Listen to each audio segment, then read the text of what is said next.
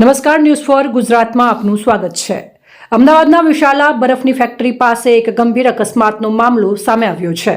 મળી રહેલી માહિતી અનુસાર વટવા પોલીસ સ્ટેશનમાં ફરજ બજાવતા કોન્સ્ટેબલ પ્રકાશભાઈ રબારી કાર ચલાવતા હતા। સ્થાનિકોના આક્ષેપ મુજબ પ્રકાશ રબારી નશાની હાલતમાં કાર હંકારતા હતા। કારમાંથી બિયરની ખાલી બોટલ પણ મળી આવતા લોકોમાં ભારે હોબાળો મચ્યો હતો। વેજલપુર પોલીસને ઘટનાની જાણ થતાં જ તાત્કાલિક ઘટના સ્થળે પહોંચી પ્રકાશ રબારીની અટકાયત કરી। તે બાદમાં મામલો એમ ડિવિઝન ટ્રાફિક પોલીસને સોંપાયો અને તેમની સામે ગુનો દાખલ કરી આગળની તપાસ હાથ ધરવામાં આવી રહી છે। પ્રકાશ રબારીની મેડિકલ તપાસ દરમિયાન નશાની હકીકત બહાર આવશે। આ ઘટના પછી ફરી એક મોટો સવાલ ઊભો થયો છે। કાયદો અમલ કરનાર જ જો કાયદો તોડે તો નાગરિકોને ન્યાય કેવી રીતે મળશે? એક બાજુ પોલીસ કમિશનર દ્વારા કડક ડ્રાઈવ ચલાવવામાં આવી રહી છે।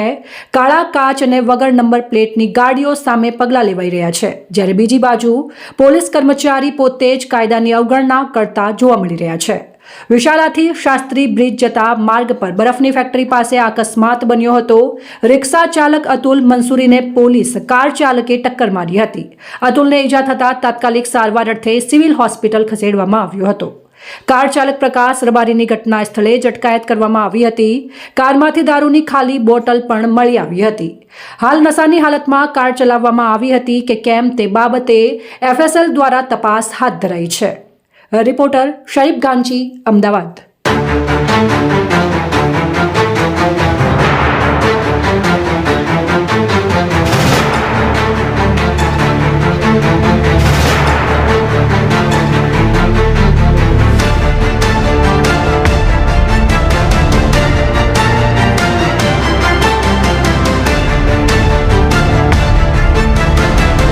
નમસ્કાર દર્શક મિત્રો, ન્યૂઝ ફોર ગુજરાતમાં આપનું સ્વાગત છે। ગઈકાલે 12 વાગ્યાની આસપાસ નારોલથી એક 4 વ્હીલ આવી રહી હતી હોન્ડા કંપનીની, અને જો કે એને એ બમ ના દેખાયું અને અહીંથી એક રિક્ષા ચાલક જે અહીંથી વળાંક વાળી રહ્યો હતો અને તે સમય દરમિયાન એ રિક્ષા ચાલકને અડફેટમાં લેવામાં આવ્યો હતો। જો કે ત્યારબાદ વેજલપુર પોલીસને જાણ થતાં તાત્કાલિક વેજલપુર પોલીસ ઘટના સ્થળ ઉપર આવી પહોંચી હતી અને જે કાર ચાલક હતો તેને એમ ડિવિઝન ટ્રાફિક પોલીસને સોંપવામાં આવ્યો હતો। જે રિક્ષા ચાલકની જે રિક્ષાને અડફેટમાં લેવામાં આવી હતી તે રિક્ષા અત્યારે હાલમાં અહીંયા મોજૂદ છે। જો કે અહીંયા ઘટના સ્થળ ઉપર જો કે અત્યારે હાલમાં એમ ટ્રાફિક ડિવિઝનના પોલીસ કર્મચારીઓ પણ અહીંયા હાજર છે ને જે અત્યારે હાલમાં એનું પંચનામું પણ કરી રહ્યા છે જે જગ્યા ઉપર જે અકસ્માત બન્યો હતો। જો કે અત્યારે હાલમાં SP દ્વારા જાણવામાં પણ આવ્યું છે કે અત્યારે હાલમાં તેનું મેડિકલ ચેકઅપ પણ કરાવવામાં આવે છે। જો કે અહીંયા લોકો જે હાજર હતા તેમના એવા આક્ષેપો હતા કે જે કાર ચાલક હતો તે ડ્રિંક કરેલી હાલતમાં હતો અને તેની ગાડીમાંથી જો કે બિયરની બોટલો પણ બરામદ થઈ હતી। જો કે બિયરની બોટલો હાલ તો ખાલી હતી। જો કે જ્યારે અહીંથી વેજલપુર પોલીસ દ્વારા લઈ જવામાં આવ્યા અને એમ ટ્રાફિક પોલીસને સોંપવામાં આવ્યા ત્યારે ત્યાં તપાસ દરમિયાન બહાર આવ્યું કે જે વટવાની અંદર આ પોલીસ કર્મચારી ડ્યુટી બજાવતો હતો બંદોબસ્તમાંથી તે પરત આવી રહ્યો હતો અને જ્યારે એના સ્થાનિકો દ્વારા તેને અડફેટમાં લેવામાં આવ્યો ત્યારે તેને બહાર કાઢ્યો અને ત્યારે એ નશાની હાલતમાં હતો તેવા એના સ્થાનિકો દ્વારા જણાવવામાં આવ્યું હતું।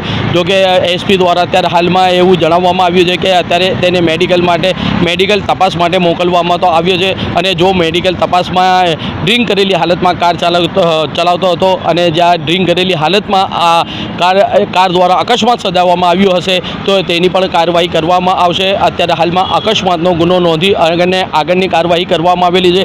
થવાનું મુખ્ય એક જ કારણ હોય છે કે જોવામાં આવેલા જે બમ તેની ઉપર વ્હાઇટ પટ્ટા ના હોવાથી આ અકસ્માત વારંવાર થતા હોય છે। જો કે અહીંના જે સ્થાનિકો કાલ રાતે હતા કે આ બમના કારણે આ વારંવાર અકસ્માત અહીંયા થતા હોય છે કે આ બમની ઉપર જે વ્હાઇટ પટ્ટા હોવા જોઈએ તે વ્હાઇટ પટ્ટા નથી। જો કે આ જે કાર ચાલક હતો તે કાર ચાલકને પણ આ બમ નહોતું દેખાવ્યું અને તે જો કે ફાસ્ટ રફતારથી આવી રહ્યો હતો, 70 થી 80ની સ્પીડમાં આવી રહ્યો હતો। જો બમ ના દેખાતા તેની ઉપર જમ્પ કરી ગાડી અને કંટ્રોલ ખોવાઈ ગયું હતું અને ત્યાર સમય દરમિયાન જે રિક્ષા અહીંથી જે વાંક વળીને જઈ રહી હતી તે રિક્ષાને અડફેટમાં લેવામાં આવ્યું હતું। હાલ અત્યારે તમામ વિગતવાર વિશે અત્યારે હાલમાં SP દ્વારા તપાસ હાથ ધરવામાં આવી છે અને તપાસમાં સમગ્ર હકીકત બહાર આવશે કે શું આ કાર ચાલક જે પોલીસ કર્મચારી હતો તેને ડ્રિંક કરેલું હતું કે નહોતું કરેલું અને તેની ગાડીની અંદરથી બિયરની બોટલો ક્યાંથી આવી તે પણ તપાસવામાં આવશે।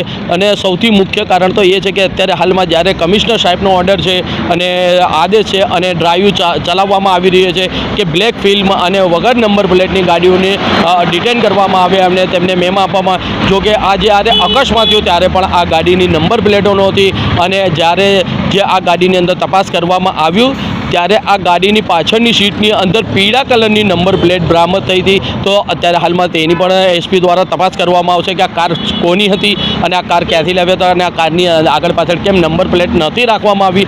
પોલીસ કર્મચારી હોવા છતાં નંબર પ્લેટ કેમ નહોતી તે પણ એક મોટો સવાલ છે. પણ હાલ આની એસપી દ્વારા તપાસ હાથ ધરવામાં આવેલી છે. સમગ્ર મામલો તપાસ દરમિયાન જ બહાર આવશે કે શું બનાવ બન્યો હતો, ડ્રિંક કરેલો હતો નહોતો અને પોલીસ આ કારમાં નંબર પ્લેટ કેમ નહોતી એ તમામ વિગતવાર તપાસ દરમિયાન જ બહાર આવશે. News for Gujarat, Sharif ગાછી, Ahmedabad.